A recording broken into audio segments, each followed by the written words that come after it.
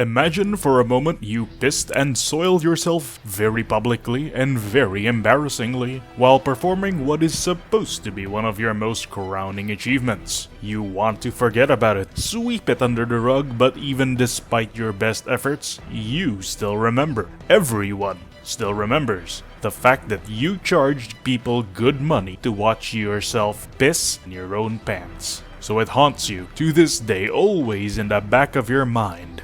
The memory bubbling up in the most inconvenient moment, because nothing is ever forgotten. That's the kind of video game we're looking at today.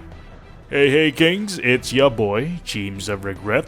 Today we're looking at a game that Bandai Namco found so shameful they completely swept it under the rug not even a year after launch, hoping nobody remembers they even made it. But I do. I remember. I have a long memory, Bandai. I don't forget so easily. So before Bandai tries to erase the memory of all their shenanigans with the next entry in their game series, let's take a look back at the franchise black sheep of Bandai's Gundam Breaker series. That being, New Gundam Breaker.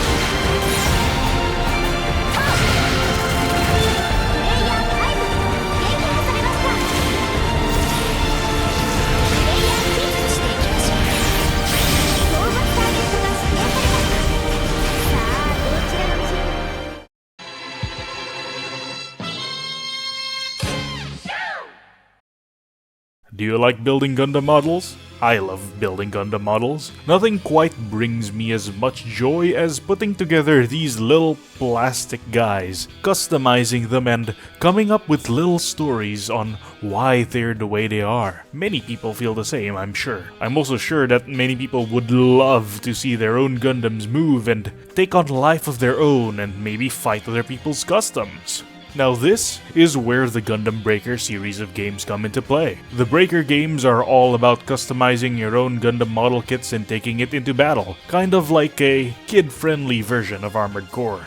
The first Gundam Breaker game came out in 2013 for the PS3 and PSP, and a sequel quickly rolled out the following year in 2014, before finally capping off with a threequel on the PS4 in 2016. Now, nobody was sure what would happen to the franchise after the trilogy was done. People didn't even know if Bandai was going to continue the series or not. It doesn't help that Gundam Breaker 3 was kind of seen as the peak of the series, and any follow-up was going to have an uphill fight going for it. It took a while, but Bandai finally opened up about the series' future with New Gundam Breaker, the fourth installment in the franchise and a fresh start completely unrelated to the previous games. A New Gundam Breaker would also be the first time a Breaker game would be released outside of the PlayStation platform, as a Steam release was also confirmed. Hype was through the roof. Fans were excited, eagerly awaiting for the chance to rebuild their old Gundams in the new game, wondering just exactly how Bandai could ever improve upon peak. And then the game came out. As it turns out, New Gundam Breaker was just a straight-up downgrade compared to Gundam Breaker 3. While I've never played the older games myself, mainly because I don't own a PS3 or a PS4, I've had the chance to talk to some friends, mainly Turbo Furby on Twitter, about the previous games, and oh boy, the things they told me are wild. You can easily tell the New Gundam Breaker sucks without knowing anything about the series beforehand, but getting perspective really drives home just how big of a fumble this game is. In fact, New Gundam Breaker was so bad, Bandai has done whatever it could to make people forget about it. When a Gundam Breaker short anime spinoff was released online a few years ago, New Breaker was completely ignored, with the shorts focusing on Gundam Breaker 3 and Gundam Breaker Mobile. Though just calling the game bad isn't quite enough to make one understand the complete scale of New Gundam Breaker's failure. We have to get to the nitty-gritty parts of it to get a complete picture, so without further ado, let's start with the least egregious parts of the game, which is presentation.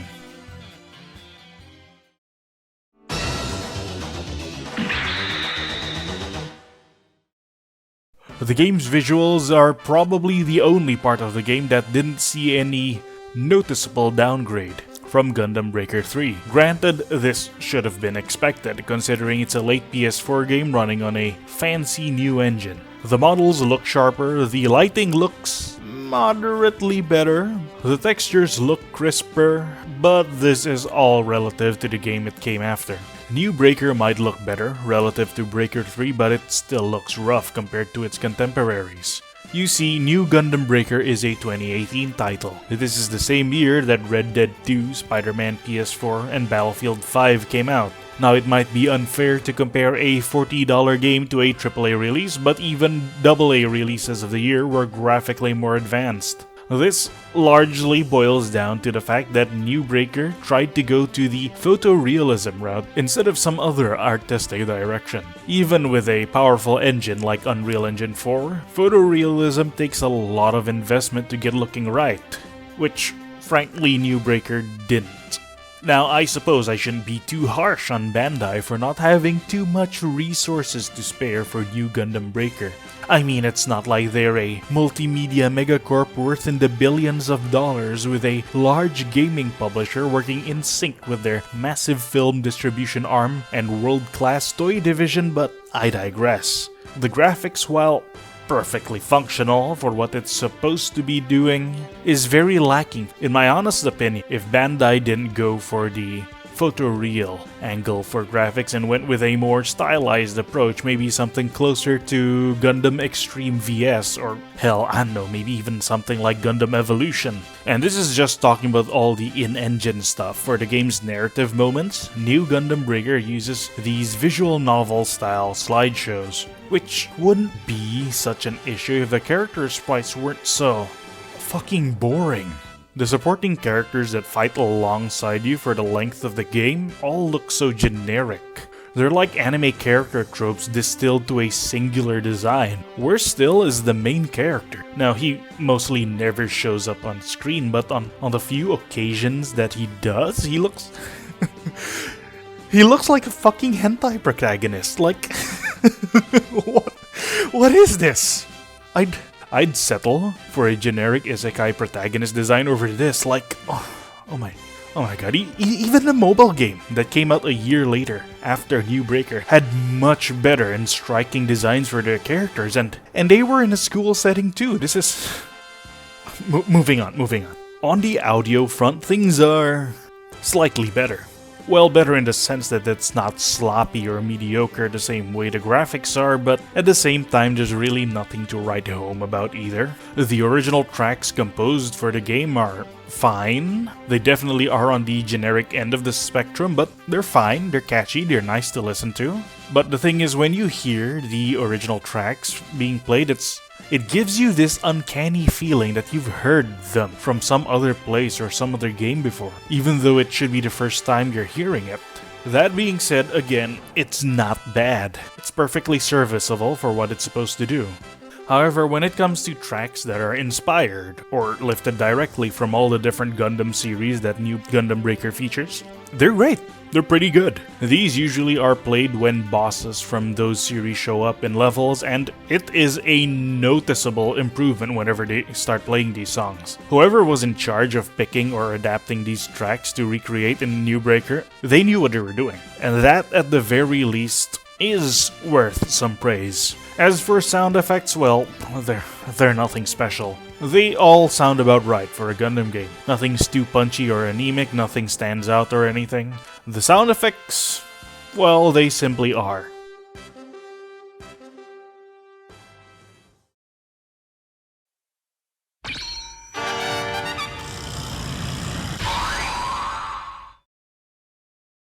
As much as I wish the endless slop of mediocrity and misery stopped with the presentation, it unfortunately continues to the gameplay itself, and arguably it's not even arguably, it definitely is far worse here.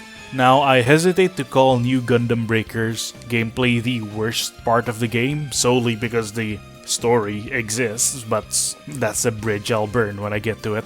First off though, there's something to note. On PC, the Steam page for the game says that it supports mouse and keyboard controls. This is true in the same way that you could fuel an M1 Abrams main battle tank with 500 gallons of cognac wine and that it would run. Like, sure you could, but why? New Gundam Breaker is the same way.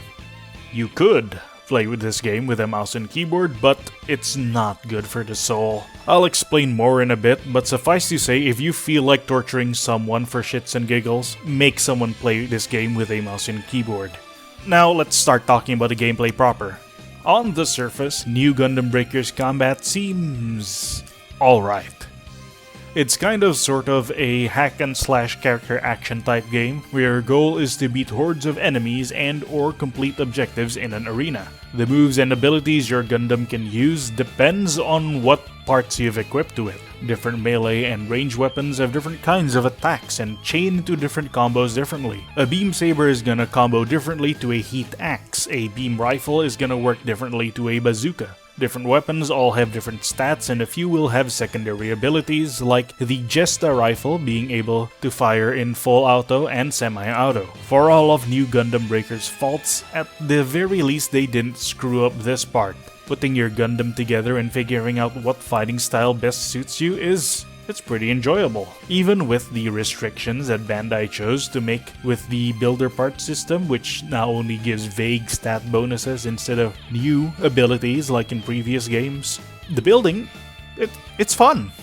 Unfortunately, I can't quite say the same about how you collect the parts to build your Gundams in the first place. In an attempt to shake up Breaker 3's combat and collection system, New Gundam Breaker introduces these carry slots that are on the bottom of your gameplay screen. All the Gunpla parts that you collect during battle goes into these 5 slots. In the heat of battle, if you find a part you like or you need to replace your broken parts, you can hot swap your currently equipped part with the ones in your carry slot. Conceptually, this isn't bad.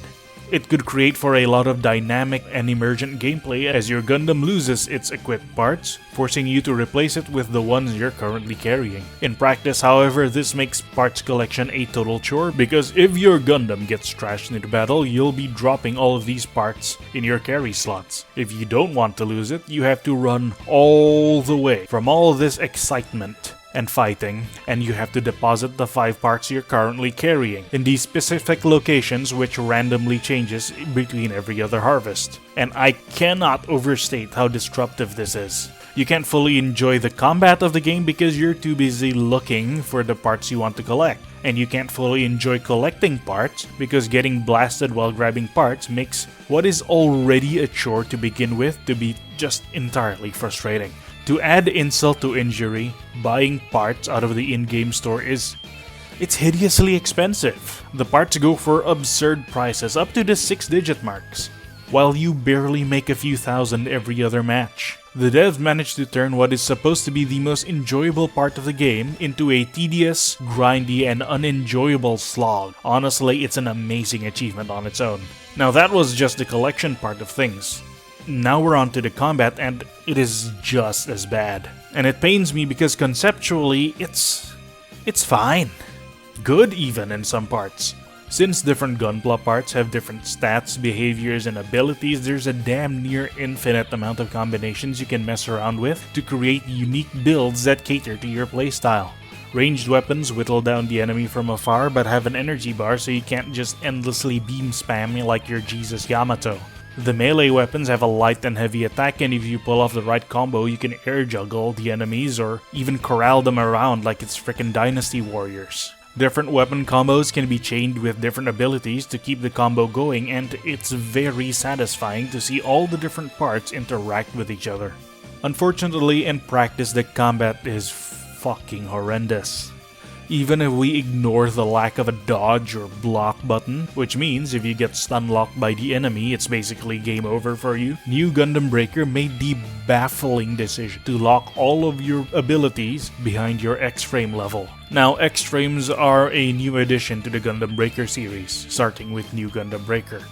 Now, this is supposed to be so that you could specialize in either support, ranged, or close combat roles.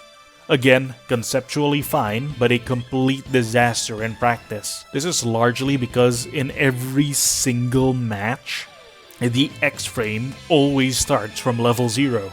And because you start in level 0, you cannot use any of your abilities straight off the bat. This means, to unlock your part abilities and to use your Gundam to its fullest potential, you have to level up your X-Frame like it's a fucking MOBA game. Given that enemies don't always drop X-Frame XP after getting destroyed, this means that the most reliable way to level up your X-Frame is to destroy supply crates that randomly spawn all over the map. Which, just like parts collection, means you have to yoink yourself from the heat of the action in order to actually do it.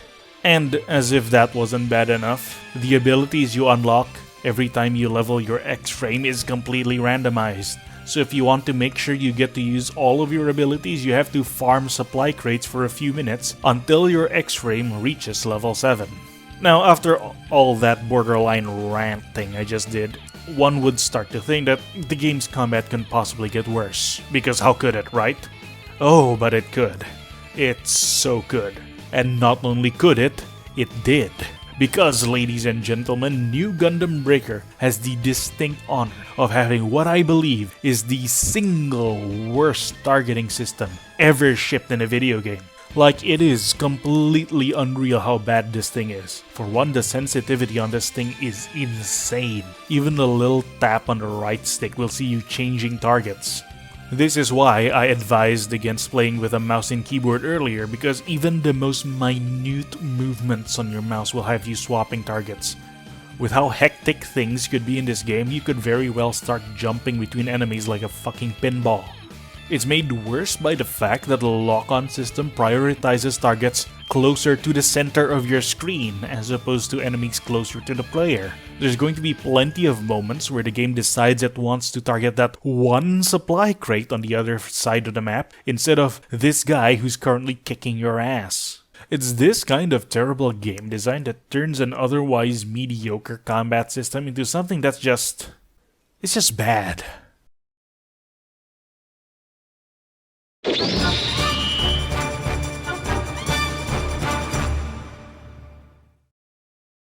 Finally, we get to the game's story, which, honestly, it's so forgettable I'm not even sure it's worth getting into.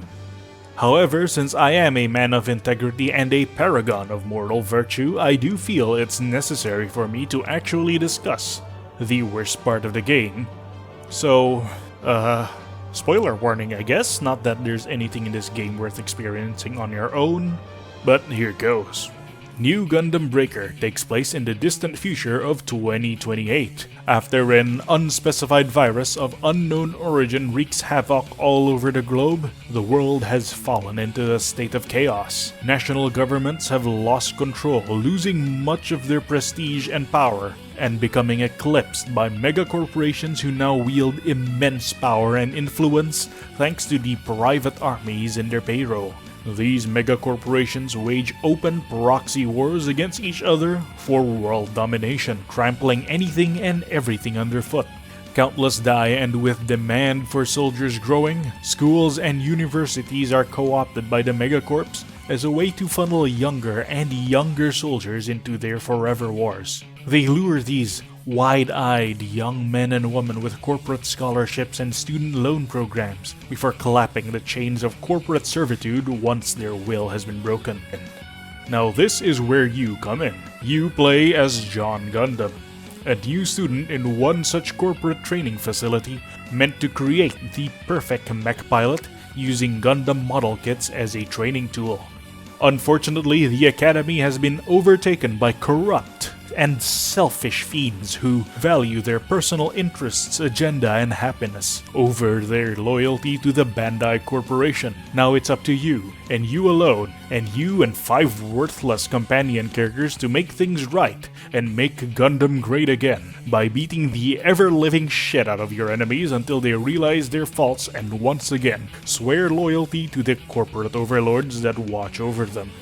But Cheems, that doesn't sound right at all. I hear you say. I thought New Gundam Breaker was a kid-friendly game about building Gunpla and Gundam model kits and stuff. Well, you thought wrong. What I said here is obviously the correct one, and it's not like there's anybody out there to contradict me considering nobody fucking finished this game. Anyways, the game's campaign is, confusingly enough, structured like a dating sim, where you have different routes, with each route focusing on a particular supporting character and your growing relationship with them. Now, I'm not entirely averse to this. I think conceptually it could be interesting if the different routes have unique missions, different outcomes, all that jazz. But that's not how the game handles things. The overarching plot is largely the same, with the only differences being the visual novel-style dialogue scenes that you get. The missions you get to play are unfortunately very repetitive and samey regardless of the route you pick. Every single mission largely follows the same pattern. You spawn here, fight, do a randomized set of side objectives, then after a certain point, complete the main objective, which is usually beating up the main enemy of said mission. This repeats ad nauseum, even until the final boss mission, which one would think would be a special occasion of sorts, but it isn't. The final battle is quite literally just the main villain, who up until this point only showed up once in the intro and then never again. He has 3 of the same Gundams, running simultaneously, fighting you. Like, the devs couldn't even be bothered to have the boss run 3 different but complementary Gundams that support each other. It's all so soulless and lazy, it's honestly the perfect microcosm of the entire game. The different routes you play through largely don't really matter, save for grinding for parts, since different kinds of enemies spawn in different routes. However, most of these enemies are pretty boring in the same basic generic bitch types. All the actually interesting parts and enemies, fan favorite stuff like the Exia, the Strike, the H2, these are all separated in the optional missions, which aren't even a part of the actual campaign. Now, worse yet, most of the characters that the different routes focus on aren't even all that interesting, maybe except for Ryoko, and that's only because she gets the bare minimum amount of depth and complexity compared to the rest of the cast, who are largely one-note stereotypical anime trope characters. So overall, yeah, the campaign's kinda shit. I don't even know why I'm even getting in-depth into this. Jeez. There's really not much reason to pick up this game. I don't even know why you're still listening in on this. Like, how many of you are left? Why are you still here? There is no reason to pick up this game, aside from the novelty value or morbid curiosity maybe. At least I have an excuse that I'm making money out of this video, so I'm getting something out of this game, but that's not the case for you people. Why are you even watching this video? New Gundam Breaker is just straight up bad. When I announced on Twitter that I was going to make a video on this game, I was warned repeatedly about how bad it was gonna get. So, you know, I didn't have much high hopes for it, but holy shit, this game is way worse than I thought it was going to be.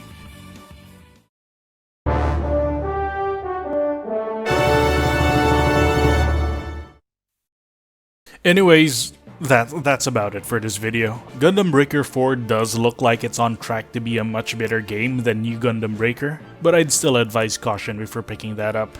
Wait for an open beta to come out, or straight up just wait for it to launch and see if it's actually good. That's probably the wisest thing to do. Given Bandai's recent track record when it comes to Gundam games, I have my doubts with Gundam Breaker 4. Now I hope it's good, I really do, but I wouldn't be surprised if it was bad. Now anyways, I've got another review down the pipeline, so if you're interested in that, feel free to hit the subscribe button. This has been Cheems of Regret, wishing you all good luck and Godspeed. Signing out.